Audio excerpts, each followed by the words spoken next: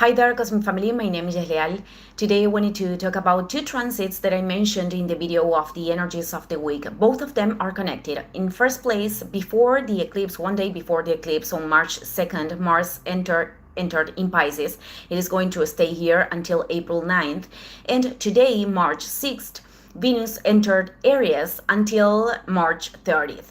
So they are connected because Aries is the domicile of Mars, and therefore Venus is going to respond to this Mars in Pisces. And on the other side, in the next days, at the end of the week, Venus is going to connect with Neptune and with Saturn in Aries. Neptune is the ruler of Pisces, so at the same time is influencing Mars. Mars and Venus are the polarities, the masculine and the feminine polarities of desire. Mars has the function to act, impulse, open the way, giving, and Venus is the receptive function, what attracts us, what we want to attract, what we consider valuable in relationships and in terms of every desire of the soul. Venus in Aries is going to acquire these qualities more masculine, linked with the force of Mars. So it's a Venus that is going to have the tendency to go on adventures, to go for what desires, to taking risks when other people are not having the bravery to do it, perhaps to self-affirm and to fight for what it wants.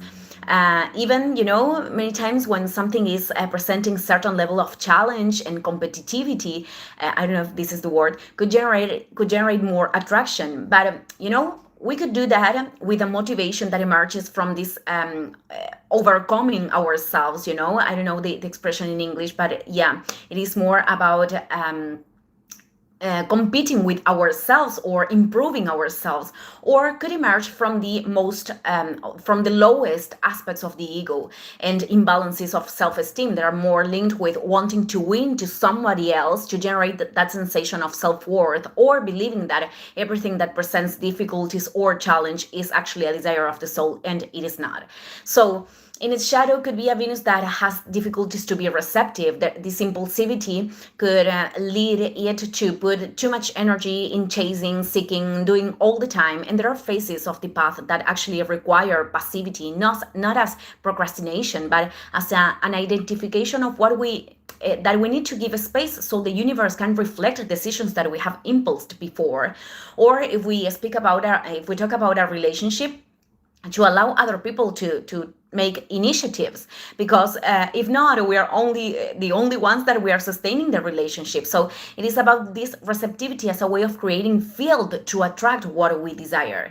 So depending on the tendencies that each one of us has in the house where we have the first degrees of Aries, which Neptune and Saturn are there, and they are going to have the encounter with Venus, we are going to learn on one side to regulate aspects, impulsive aspects, quick decisions that are coming from this immediate satisfaction or illusions that apparently are bringing benefits, but now, but they are not building in the long term. Therefore, they are not experiences that are truly bringing a benefit. We could turn them into a benefit if we take the learning, the lesson. Or, for example, if there are patterns of imposition towards other people, or only prioritizing what we want without caring, if that is contributing actually with the greatest good, also consequences are going to be shown. This is an aspect that is very common, actually, many times from the limitations of our own mind. Well, they could prevent us from seeing a situation that perhaps it is not fitting into our expectations, as we are not perceiving the true purpose, because those situations are truly leading us to align ourselves with the genuine desires of the soul, and perhaps we could continue insisting in circumstances that aren't working. But for people that have the contrary tendency, ceding to the desires of other people to avoid confrontation or conflict, even if that implies to put aside values that are truly important for those people, or renouncing to parts of themselves to not be rejected or to not self-affirm in a situation where passivity, it is not actually surrender to a higher purpose. It is the fear to face that experience, or to make a cut, the resistance to make a cut, to become more independent regarding someone or something that is not making them feeling valuable. because they don't know how to be alone. In those circumstances, these transits are going to push us to cultivate leadership with our own path, to develop capacity to face conflicts in an assertive way. This nothing has to do with being violent. In fact, it is almost never necessary to express excess of aggressiveness to make decisions for what is fair. But if there is this emotional overwhelming emotional, I don't know the expression right now, but yeah, if we are feeling overwhelmed in an emotional way, this is telling us that we need to take time to regulate ourselves, and that the situation is like touching points that represent a threat for our ego or identity. But there are many circumstances in which we cannot allow other people to cross our boundaries, or to allow that in a symbolic or literal way other people can invade what is a space that is important for us. So being capable of acting with bravery when it is required, it is also a way to cultivate balance with ourselves, because Venus has the function to equilibrate, to balance, sorry.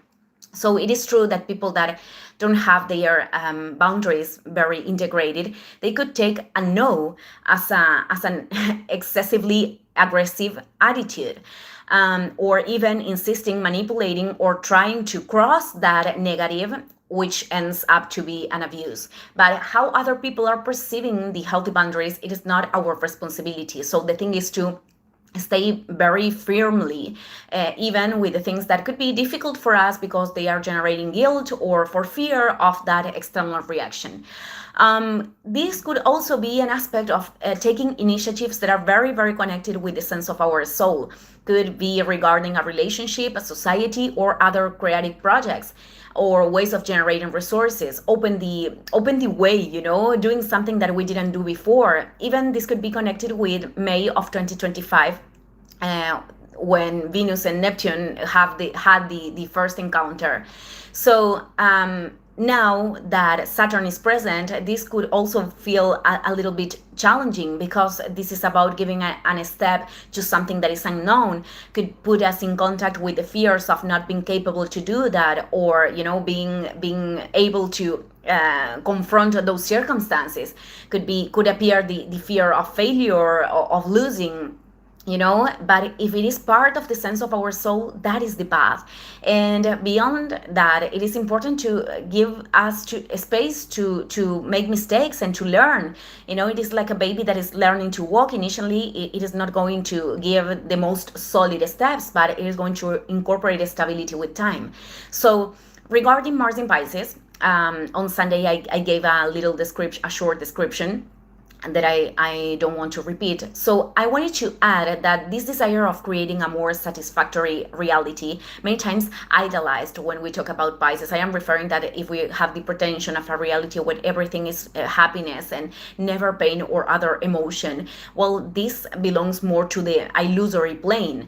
But we can create an experience of inner plenitude, of inner peace, that goes independently of the external circumstances if we are moving forward in our inner growth. And clearly what we are cultivating inside is also something that is going to be reflected in our external experiences. But I want to make emphasis in that the Pisces energy many times could be wanting a more satisfactory life in general, having dreams and imaginations of what we would like our life to be in all areas. And it is a key in first place to make discernment of which are the dreams that right now have possibility to be materialized from this point of our experience. This means to descend a little bit to earth. And the other key, it is not to evade, which is the shadow of Mars in Pisces, what cannot be evaded anymore. I'm going to put the inverse example that I gave in the last video. It is like a person focusing in a relationship, because when the person cannot force that circumstance. And in other area of life, that person has a lot of imbalances regarding resources that are calling the person to make changes and make decisions. So putting the focus in certain desires to evade the responsibility of what we truly have to do to integrate or do, it is not the best strategy. And this is only an example, of course. Each situation is going to be particular. The last thing that I wanted to mention is that also this Mars in Pisces could many times present this mechanism of confusion, like I don't know what to do. And I am talking about the confusion when this is a mechanism of the mind to not take action. I am not talking about confusion when we truly don't have information to make a decision. So in those kind of situations where we are in the mechanism, it is a moment to seek direction. In fact, Venus in Aries could contribute with this. I am referring that there could be this desire to change the entire life, but we have to initiate in some place. So that situation that you are recognizing that you have to put energy right now or to put a boundary, is the next step and is the priority, because there are many people with this anxiety because they want to experience something different, but not making initiatives with what is already happening, or not giving a space to themselves to assimilate emotional processes. That is also Pisces. I mean, they want to go into a speed that instead of producing the advancement, it is coming from this escapism of what they precisely need to transit, and they end up feeling like illusory in a stagnation. So I wanted to share this today. Thank you, everyone. See you in the next video. Ciao, ciao.